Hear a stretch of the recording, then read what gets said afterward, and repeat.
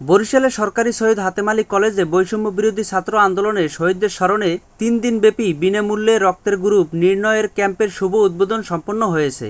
Free blood grouping ক্যাম্পের শুভ উদ্বোধন করেন প্রফেসর মোহাম্মদ হারুনুর রশিদ হাওলাদার, অধ্যক্ষ, সরকারি সৈয়দ হাতেম আলী কলেজ, বরিশাল।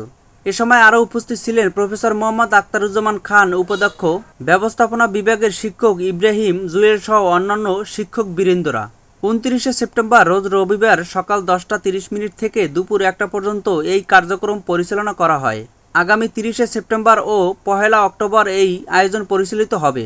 বিনামূল্যে রক্তের গ্রুপ নির্ণয়ের আয়োজন করে যুব রেড ক্রিসেন্ট, সরকারি সৈয়দ হাতেম আলী কলেজ ইউনিট।